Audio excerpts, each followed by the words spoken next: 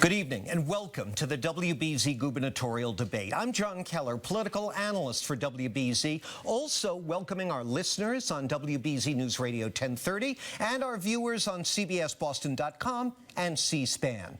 And welcome also to the candidates for governor, the 5 people who gathered 10,000 certified signatures to qualify for the November 4th ballot and earned a place in tonight's debate. They are the Republican nominee, Charlie Baker, a former state government official. The Democratic nominee, Martha Coakley, Attorney General of the Commonwealth since 2007. United Independent Party nominee, Evan Falchuk, a healthcare executive. Independent Scott Lively, a missionary pastor. And Independent Jeff McCormick, a venture capitalist. Candidates, welcome to you all. Now, before we begin, thank you. Before we begin, a quick word about our format. I'll be asking questions, some of which were submitted by citizens to CBSBoston.com. Each candidate will have up to 45 seconds to respond to the same question so you can compare their answers. After they've had their initial say, we will enter open periods of rebuttal and crosstalk where candidates can question one another and engage directly. There are only 3 strict rules: no talking over each other, no filibustering, and total, utter obedience to the moderator. Sound fair? Sure. Very much. All right, thanks. Let's begin our debate. The last, and you'll go first in the sequence, Mr. Baker. We'll go in alphabetical order and rotate who goes first. The last couple of years of Governor Deval Patrick's administration have been plagued by a range of managerial failures costing lives and millions of dollars, including oversight of compounding pharmacies, the Health Connector website, the rollout of medicinal marijuana dispensaries, and tragic errors at the Department of Children and Families. Here's my question. What went wrong with executive branch management, and how will you avoid similar embarrassments on your watch? Mr. Baker, 45 seconds. Well, I think the biggest thing that went wrong, John, was the Commonwealth took its eye off the ball.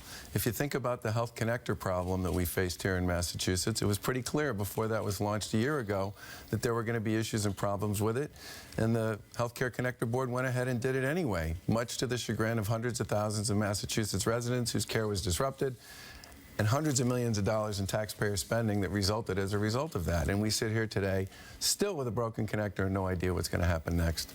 The medical marijuana problem, again, it was a function of just taking your eye off the ball. Basic principles associated with management weren't pursued. Step by step by step, that process didn't work. And I think the most important thing the next governor is going to have to do is have a firm hand on the tiller and follow through and execute. Thank you. Ms. Coakley. So there are a lot of things that have gone right in the last 4 and 8 years of this administration, including innovation, education investments, infrastructure investments, in a very tough economy, by the way, that we know we're coming out of now. And so one of the things that the next governor needs to do, and I will do, is look at those issues and see how we do better. I've already talked about the reason that we need to change our structure at the Department of Children and Families. I've known that for the last 25 years, having worked with kids and families for as long as I have. We need a division in that agency that works just to protect kids. And I know we can do it under Governor Coakley. I know, and I've said under the marijuana licenses, we needed to do a better job. I will do a better job on that. The Health Connector is on its way to being fixed. That was errors, and we need to do better with technology under Governor Coakley. Thank you. Mr. Falchuk. It's relatively easy to describe the things that have gone wrong and say, you know, I would have handled it perfectly differently if I were the governor. We don't know the different things that will go wrong under the next administration. And what's gone wrong more than anything is a question of leadership from the governor to be communicating with the public to say, look, this is what's happened. This is what we know. This is what we're going to do about it. And to provide that confidence and faith we need in our government to do the important work that we need it to do.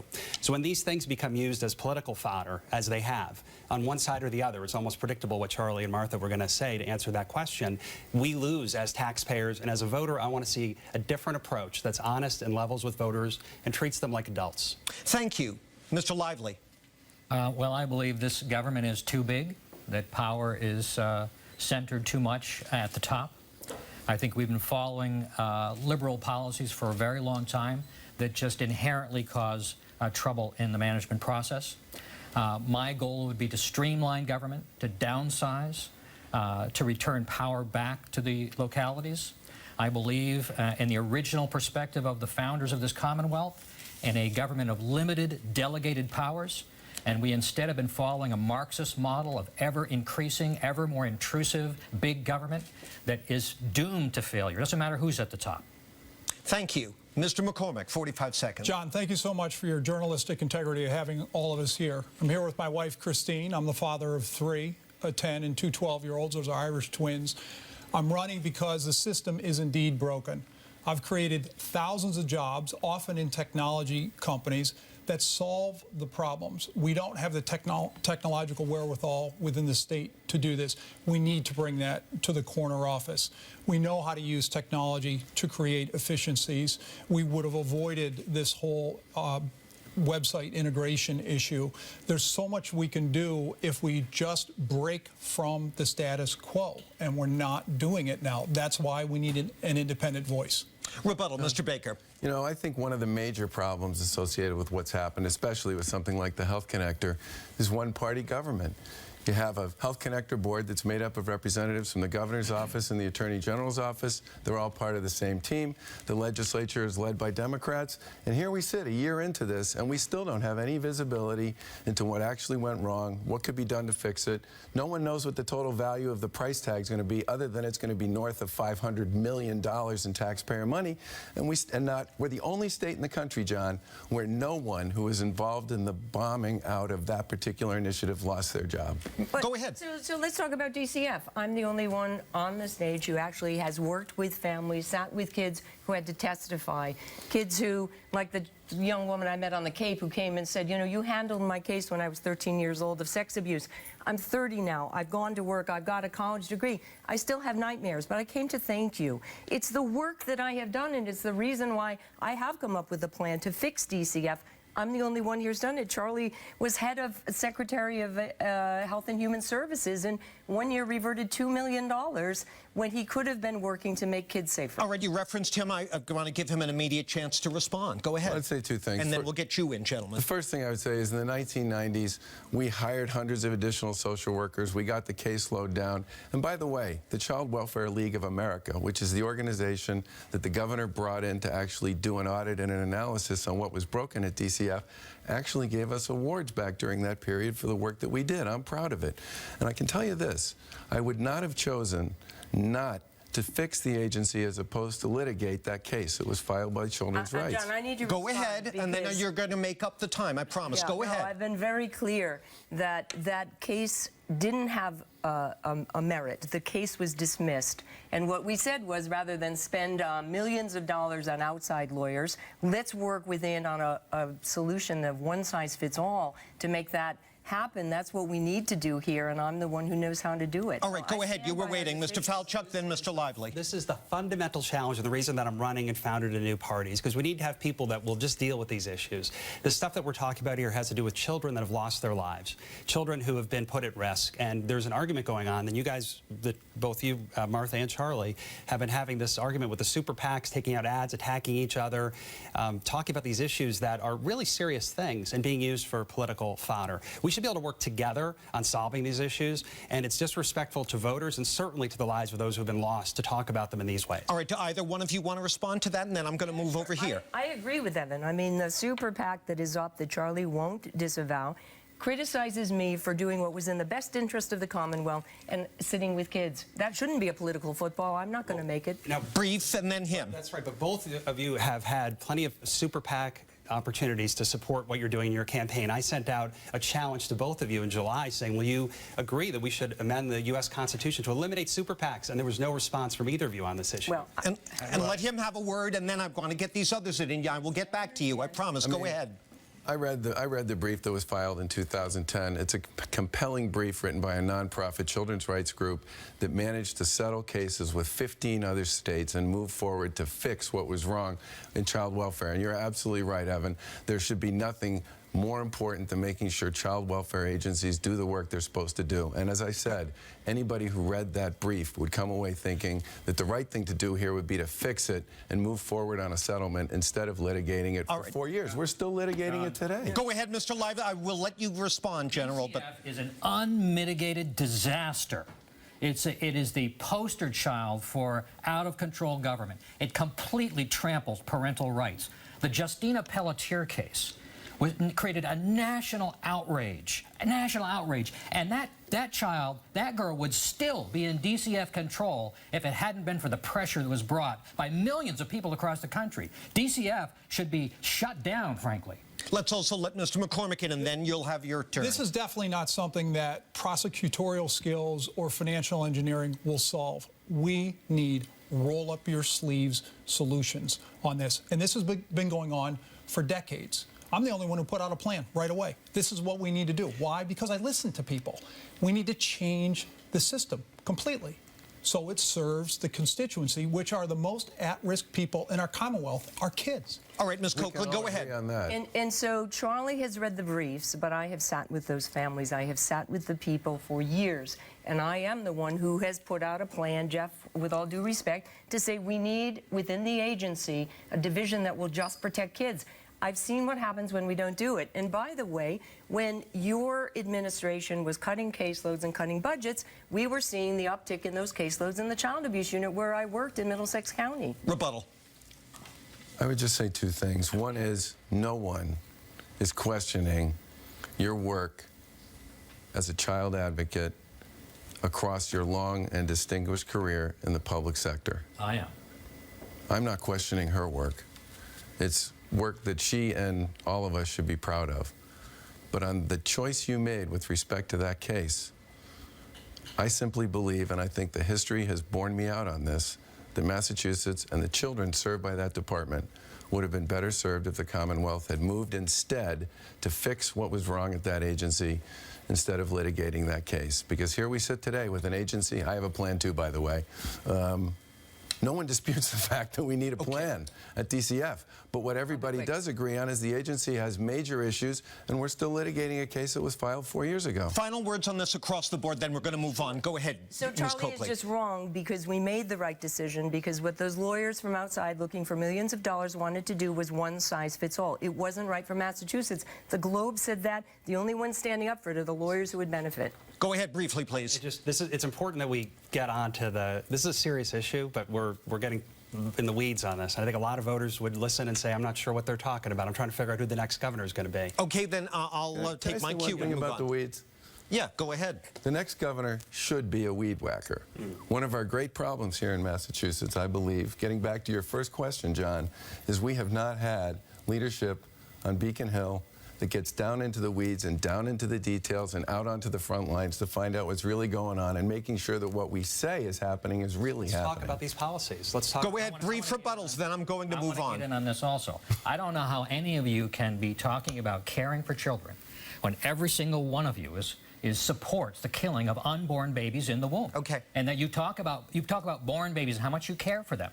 And yet they're being slaughtered by the thousands in Massachusetts, and you all support it. All right, thank you. I'm going to move on now, and keep in mind, you can return to this if you choose later on in the open periods. That's your right. And you'll start here, Ms. Coakley, for this question. In the most recent WBZ UMass Amherst poll, a majority of respondents cited the economy and taxes as the issues most important to them. So let's turn to those topics now. When you're governor, will taxes go up, go down, or stay the same? 45 seconds. Sure. Well, what I believe we need to do is start with priorities and where we need to invest in early education, in making sure that our workers get earned sick time, investing in education, so as our economy grows, and it is growing, that we're able to supply for people across the Commonwealth the skills they need, computer skills, science skills. We were at a forum the other day with the life sciences, and the growth in that particular industry is enormous. And so as we look at where we're growing and investing in education for people so they can do those jobs, I have said, let's make sure that we increase those revenues, that we look for efficiencies in government, and I'm sure we're going to talk about that. And if we need to invest, as I think we need to in our roads and bridges, then we will make that decision with people in Massachusetts and the legislature. Thank you. Mr. Falcha. So they may if the government needs more money to fulfill its obligations. You mentioned that bioforum. You guys were at the bioforum. They didn't invite the independent candidates, and you may have seen that the Worcester coalition partners, the Telegram and Gazette and NECN, called me and I imagine the others and told us you're not allowed to come to the debate. Now, Martha, you had put out a statement and they said today that you think there should be 6 debates, then it should include all the candidates.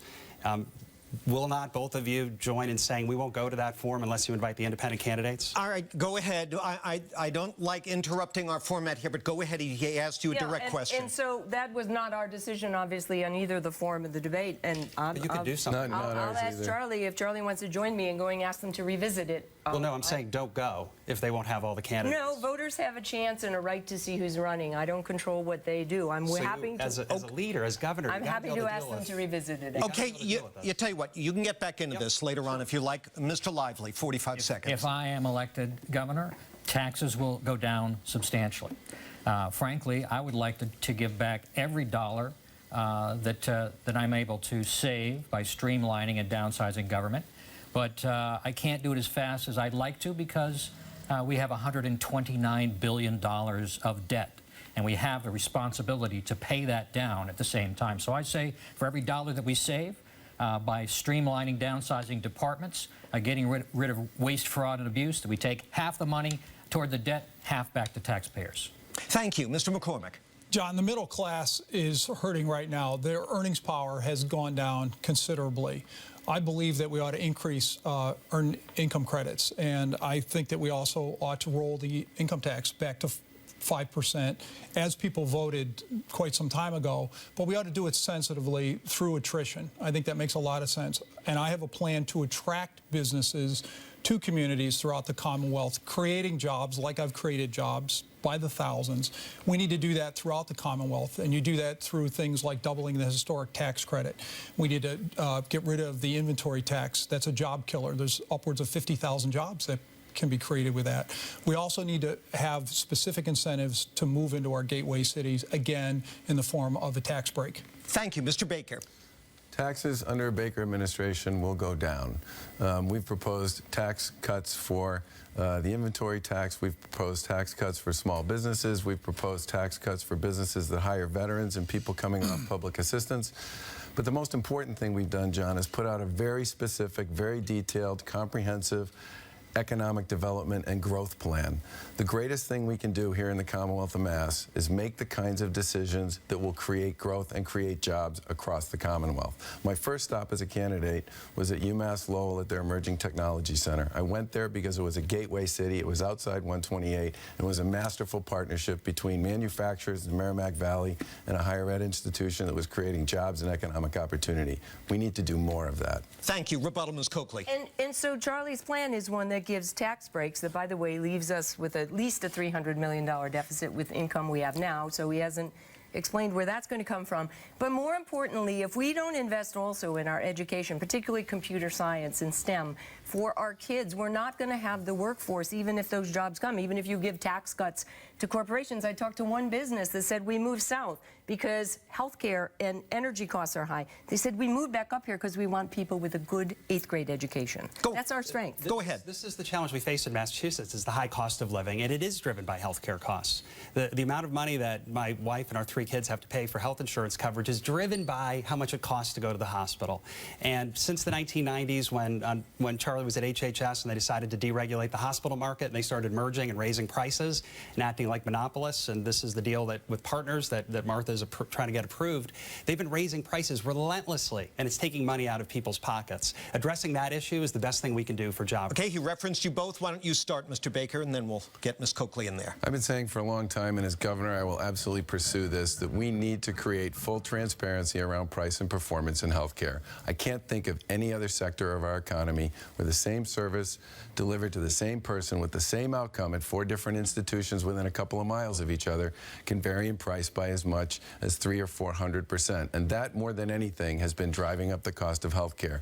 The Baker administration, we will have transparency around price and performance. It bothers me that you can learn more about a refrigerator, a washing machine, than you can about healthcare, and we should get serious about opening up the cloak. Go ahead, Ms. Coakley. Equal time. 2 things. It was under Charlie Baker's administration that Partners was allowed to be created with 2 great hospitals, Mass General and Brigham and Women's, and then an administrative overlay that our studies found were one of the reasons that costs went up unrelated to value. The second thing is that the agreement that we have reached to be approved by the court caps cost and lowers costs as opposed to maintaining the status quo that we all agree is too expensive. It is Go ahead, exchange, and then I'm going to get the others in. The deal you've made is closing the barn door after the horses have left. Disagree. The distortion has already happened. One at a time, but go back and forth a little on this. You have a clear disagreement. Your deal is letting it grow and take money out of people's pockets a little bit more slowly, but the damage has already been done. Yeah, that's just not true, Evan. That's not what the deal and the agreement does. It puts price caps on what they can charge.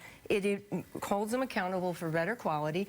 And other than just filing a suit and maintaining the status quo, which we think is too extensive, it's a better result for consumers and costs. I read the deal. I read the deal, and in there, I see what you're talking about is slowing the growth. The problem is the distortion has already happened, and Partners is fresh out of hospitals in eastern Massachusetts to buy. They'll be looking west, and the distortions will continue. Go ahead. The problem with this system is systemic. What you folks are talking about is picking at things around the edges. The system itself is corrupt.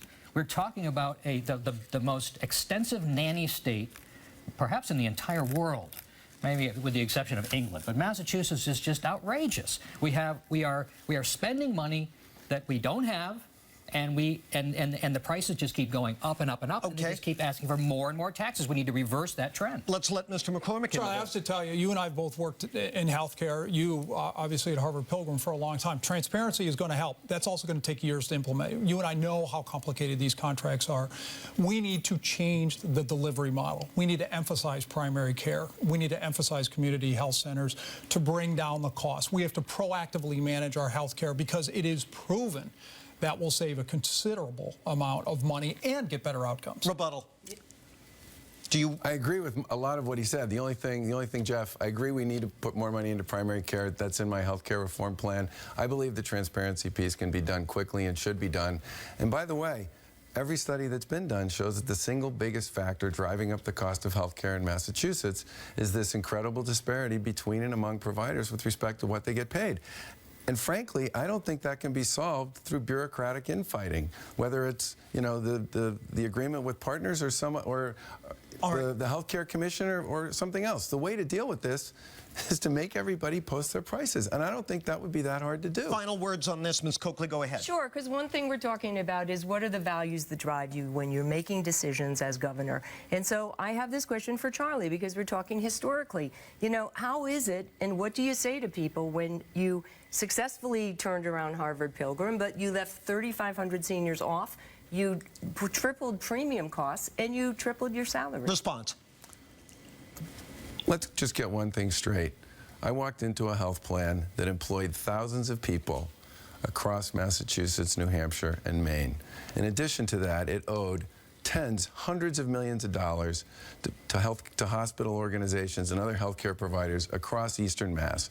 If Harvard Pilgrim had gone down, thousands of people in Massachusetts would have lost their job, and a whole series of very important healthcare institutions would have gone away. And the fact that we saved Harvard Pilgrim, and it was a we, there were a lot of people involved in that, saved jobs for thousands of people, saved many really important healthcare organizations here in Massachusetts, and I believe was a major turning point in trying to reset the marketplace. Go ahead, one last exchange. And in a not-for-profit, your salary went from over $600,000 to $1.7 million. How do you explain that to people whose premiums went up, who lost their care? Briefly. My salary was set by the board. It was completely consistent with market salaries overall.